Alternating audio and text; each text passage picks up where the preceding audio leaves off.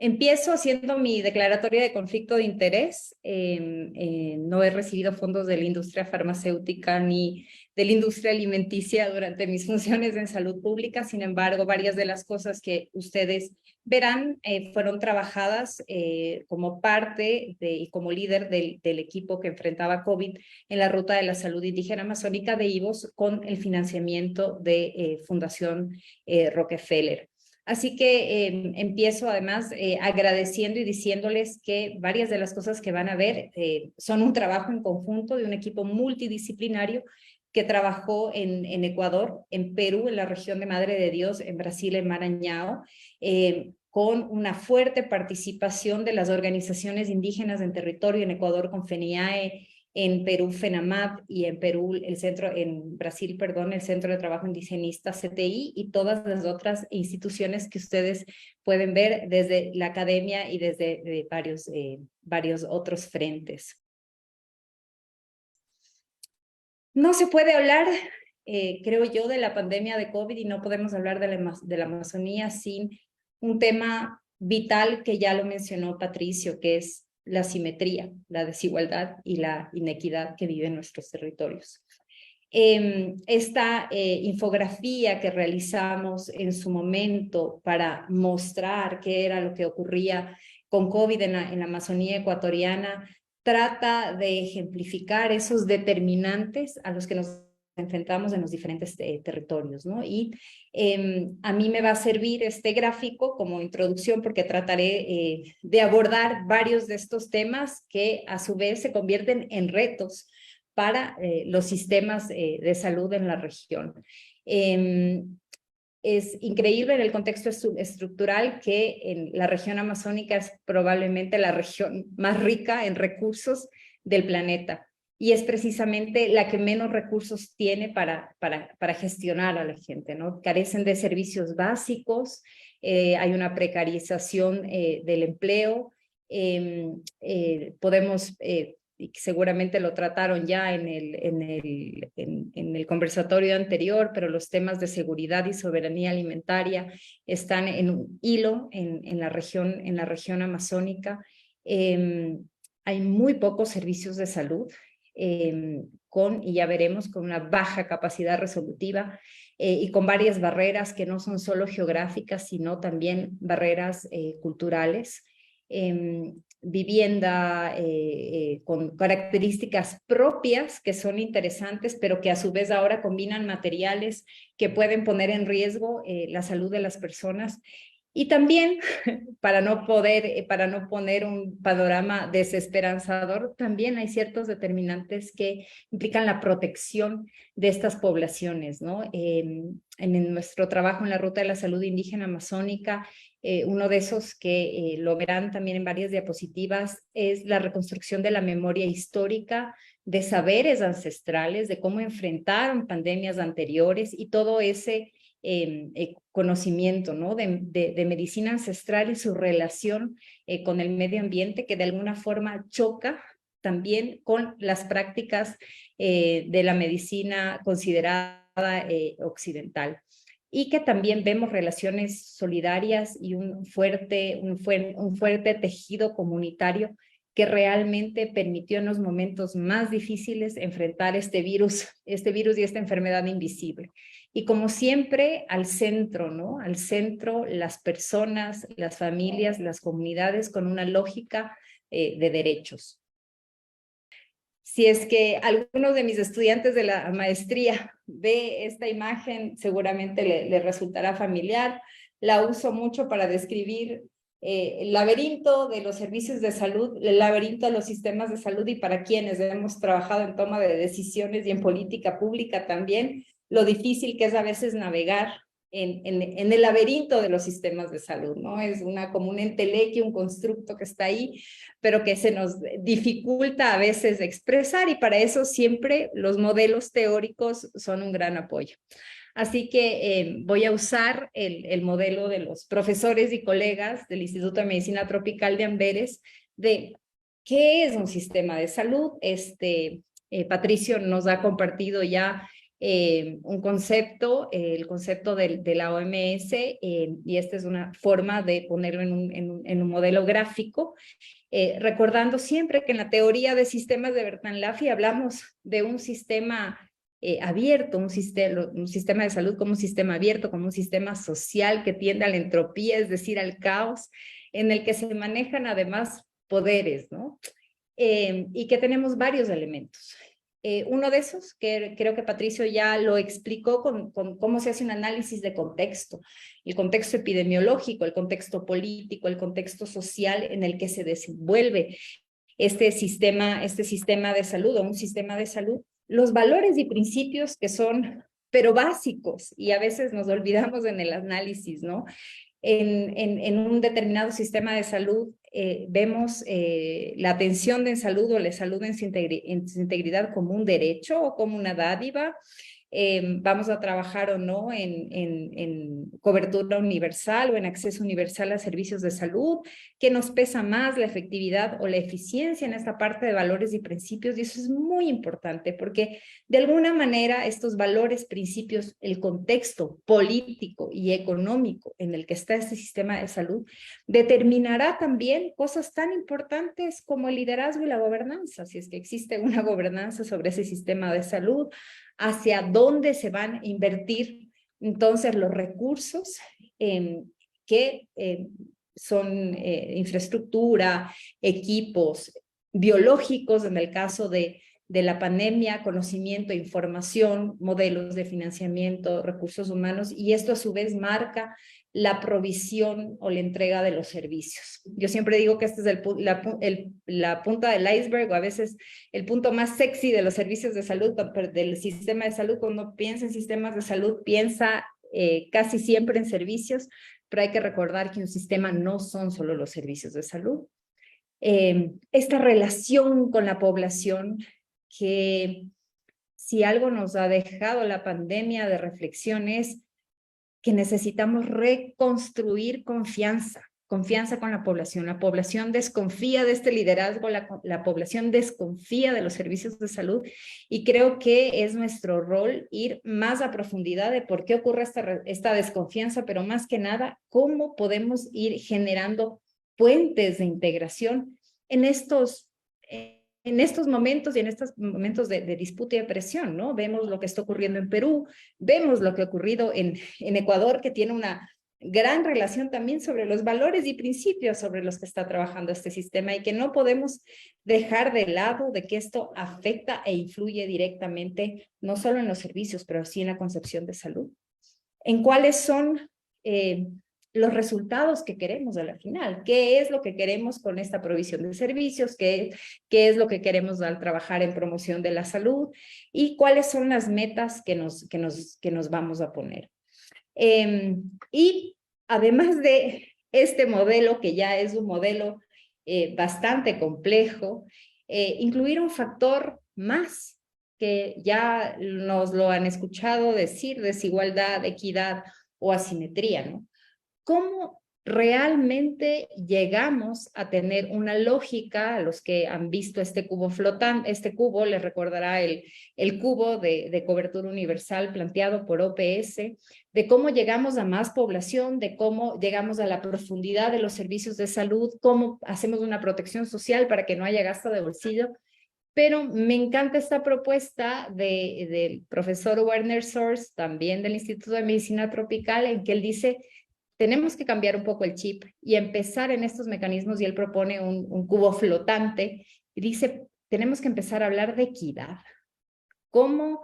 Sí, incrementamos la cobertura poblacional, pero con una lógica de equidad que implica que las instituciones tengan un cambio en su diseño. ¿Cómo generamos, si incrementamos estos servicios, la profundidad de los servicios que brindamos, pero con una lógica de calidad y con una lógica de equidad también? ¿Y cómo trabajamos en sistemas de financiamiento más equitativos? Que creo que eso, y lo verán al final en los bloques, es uno de los grandes desafíos, los modelos de financiamiento.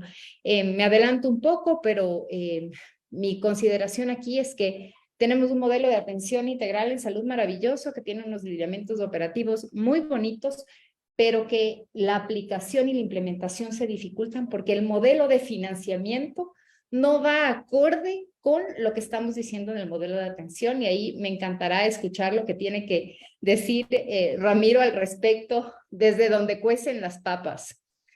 Empezando a hacer un análisis de equidad y un análisis entonces en estos bloques, no puedo dejar de hablar de talento humano. Y el talento humano en la Amazonía, que es el territorio en el que he trabajado estos últimos años, es complejo.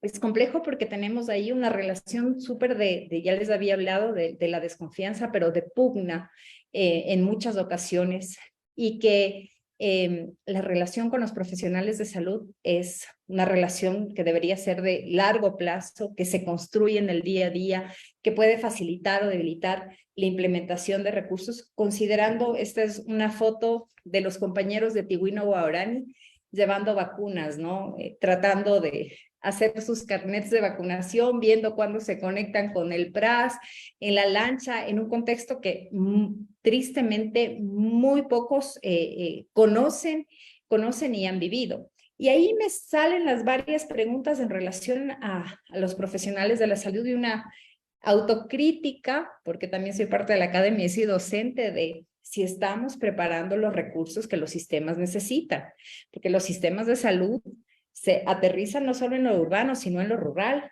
y algo que vimos es esta incapacidad de comunicación. Entonces, realmente estamos formando los profesionales que esas comunidades requieren. Creo que, y voy a lanzar para la discusión, que tenemos que repensar la salud rural. Realmente a la población más vulnerable es equitativo enviar el médico menos preparado. Llevamos a situaciones complejas a los médicos menos preparados, que van a estar un año en una comunidad, empezando a medio conocerla, medio entender la realidad, y tienen que irse. ¿Será que tenemos que repensar esa lógica de cómo estamos poniendo los profesionales en algún lugar? Y además, ¿qué otras capacidades, además de las clínicas, deben tener estos compañeros y estos equipos multidisciplinarios? Creo que esa es una pregunta al interno para quienes estamos en la academia.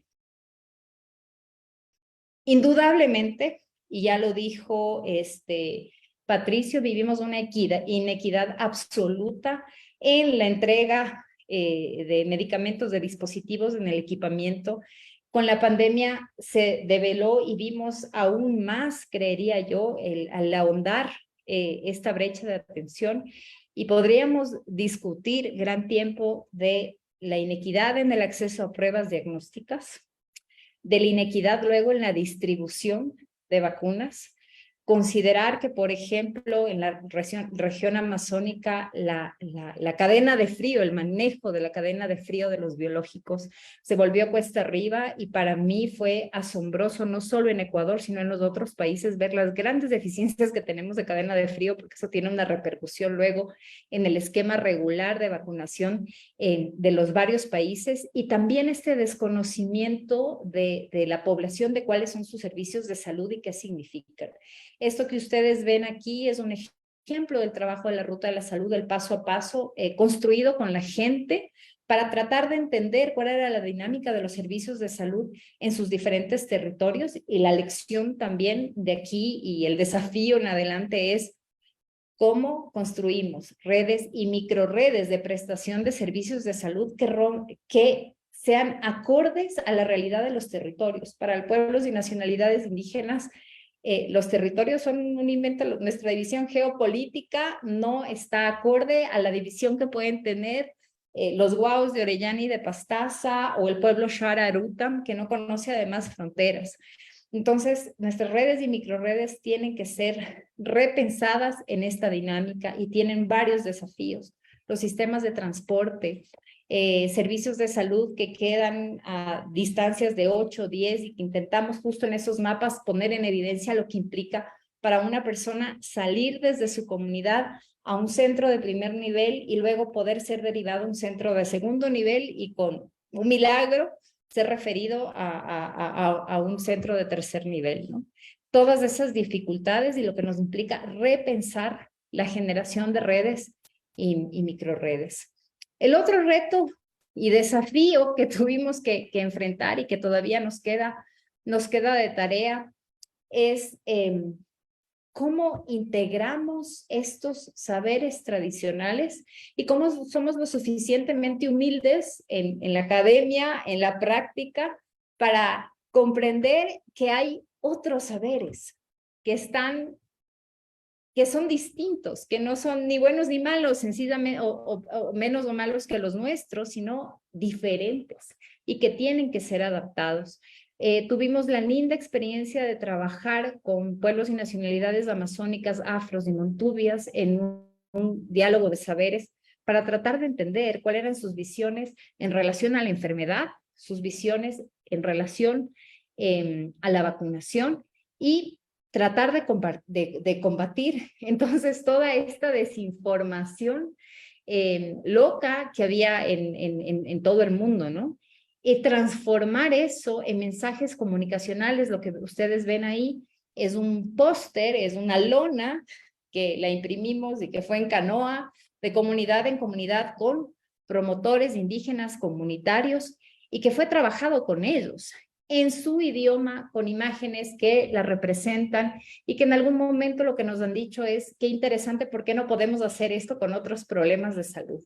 Entonces, repensar la forma en la que vemos la medicina ancestral, repensar la forma también en la que nos comunicamos en contextos distintos, en lenguas distintas y en cosmovisiones distintas. Y esto que ya empezamos a hablar, ¿no? Y el componente de interculturalidad, pero cómo realmente articulamos la interculturalidad como un eje transversal en la política pública y también en un eje transversal, no en una materia en el pregrado o en el posgrado. Tienen 3 horas de salud intercultural, sino que realmente cómo damos a nuestros profesionales de la salud herramientas de trabajo en interculturalidad. Esto aterriza luego en los agentes comunitarios. Fue motivo de discusión en varios de los sistemas y todavía no tenemos zanjado eso, ¿no? ¿Cómo los vamos a reconocer? Las parteras sí, parteras no, agentes comunitarios les vamos a llamar promotores de salud. Van a ser en Ecuador los técnicos de atención primaria de salud. ¿Cómo los vamos a trabajar? Creo que ese es un gran desafío, tener un poco este acercamiento y estas definiciones. Pero a la final, donde no hay médico y donde no hay profesional de la salud, habrá un miembro de la comunidad que será quien tenga que dar la primera atención.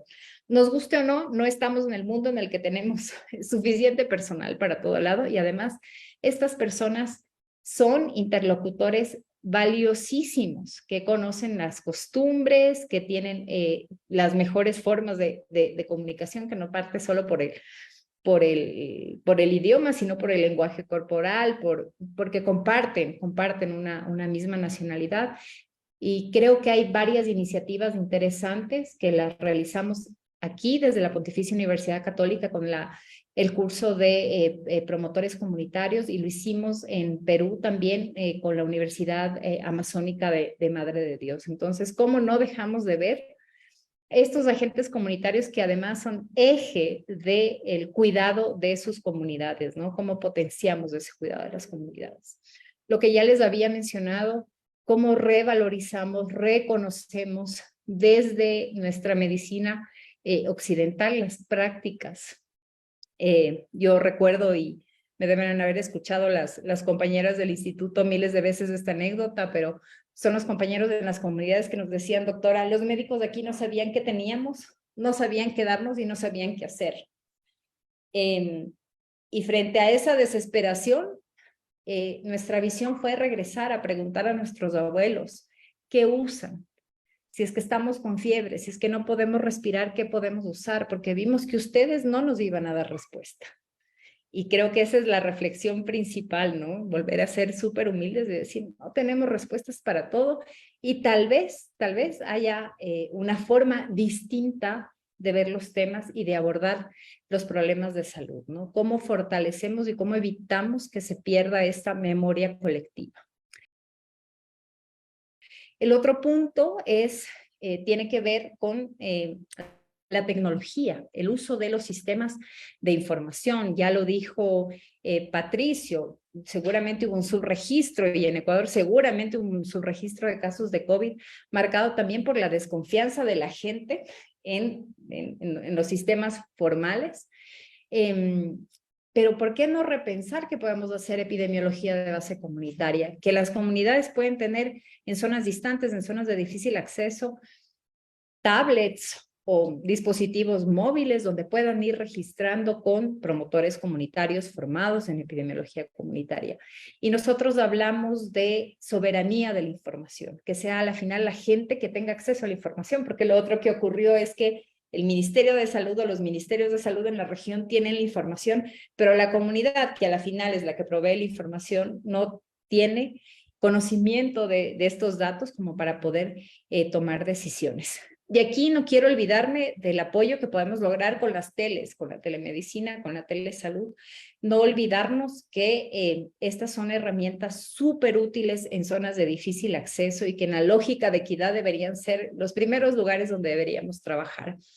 También recordar que la construcción de política pública, ustedes saben, se puede hacer de arriba hacia abajo, de abajo hacia arriba, pero que tiene que haber alguna convergencia y que podemos incidir. Yo creo que en el COVID tuvimos un ejemplo interesante de cómo desde las comunidades o de las organizaciones en las que trabajamos pudimos incidir en la construcción de política pública con todas estas cosas que nos ha dicho la gente, derechos colectivos, revalorización de conocimientos, con la lógica de mejorar calidad de vida. Quiero terminar con este gran desafío que tenemos en la región amazónica, y es que la OTCA, la Organización del Tratado de Cooperación Amazónica, que engloba a 8 países de la región, Bolivia, Brasil, Colombia, Ecuador, Guyana, Perú, Surinam y Venezuela, ha venido trabajando en varias iniciativas de protección de salud en la región, pero que ahora se ha puesto el gran reto de desarrollar una propuesta de un plan estratégico que pueda estar insertado en el contexto amazónico. Y esto es una gran oportunidad, creo yo, para los países y para las poblaciones, para poder aterrizar y cambiar los sistemas de salud en un contexto. Termino con esto, Analu. Es un poco el resumen de los desafíos. Disminuir asimetrías es un cambio estructural. Recordar que el territorio es el lugar donde se genera la salutogénesis y que sin territorio no hay salud, y por eso tan importante trabajar ahora con los temas de cambio climático, adaptación climática, pero justicia climática, porque si no, no vamos a tener salud en la Amazonía, y si no hay salud en la Amazonía, no vamos a tener salud en el planeta. Cómo tenemos este reconocimiento e integración de saberes distintos, recordar que la salud no tiene fronteras, y esa es un reto también muy grande en los países en los que compartimos fronteras y por eso compartimos enfermedades. El trabajo con los pueblos en contacto inicial y aislamiento voluntario, cómo tratar los temas de salud y cómo realizar cordones de protección sanitaria. Indiscutiblemente los sistemas de información y tecnología junto a las teles, la vigilancia epidemiológica de base comunitaria, y lo que estamos haciendo ahora, gracias al instituto, que es el intercambio de experiencias y generar comunidades de aprendizaje. Y lo he puesto en mayúsculas: cómo garantizar modelos de financiamiento que vayan acorde a los modelos de salud, y el gran reto que tenemos desde la academia de generar otros modelos de educación en salud que se adapten a estos desafíos, porque si no vamos a cambiar una partecita y vamos a seguir generando profesionales de la salud para un sistema que tiene de hace 25 años.